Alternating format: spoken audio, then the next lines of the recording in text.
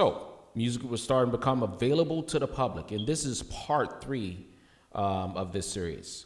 Music was starting to become available for the public, and one of the things that you notice is the fact of that it wasn't not just for the behest of the nobility. We're talking about people that were emperors and lords, but it was for the general public, and music was starting to become was been written for the common people. This is really the first this is the first of pop music. You know, when we say pop music just means popular music, whether that be hip hop, R&B. Pop music is really popular music. So classical music during the classical period was starting to become pop music of its day. And the music had to be accessible for people to understand it and people to be entertained by it. Now, if I were to play you this, how many of you guys would recognize this melody?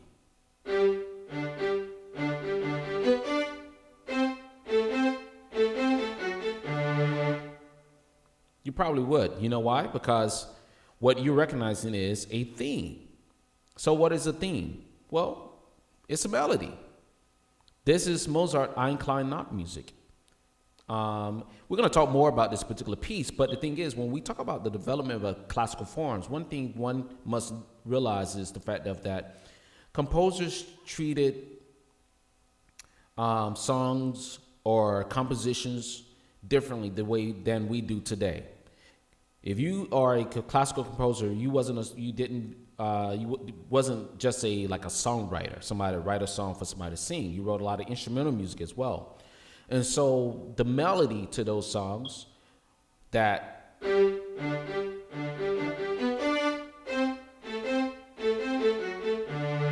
melody is what we call a theme. Now, of course, the song is a lot longer than that, but by the first couple of notes that you hear, you say, oh, I recognize that. You may not know the name of it, but you probably can hum enough of it because you recognize that is the theme. That is a melody. That is a melodic idea which the song is based on.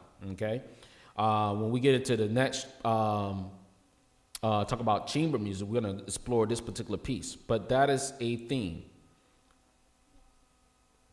Now, one thing I want you guys to know is the fact of that when we talk about title of musical compositions during the classical period, they didn't have these nice romantic titles. The title wasn't named after something that happened in the the composer's life. It wasn't based on any of the artwork, or they was inspired, so they decided they was going to name it after that. What we have is what we call absolute music.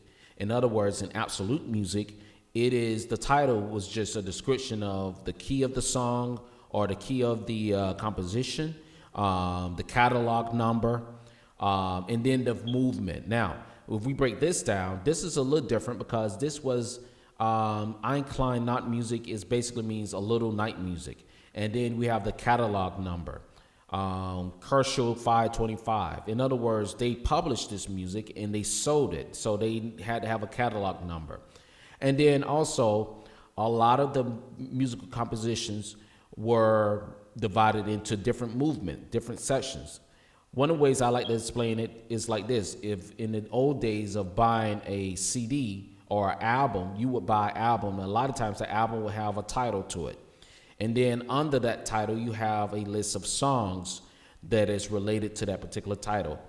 Almost the same thing you can say with the classical music, the fact that you have different movements, which is the title, which is Ein Klein Not music, or maybe a symphony, number 1 in G major would be the title. And then you have movement 1, movement 2, movement 3, movement 4 of that particular symphony. And each movement has a different description of it, which was not based on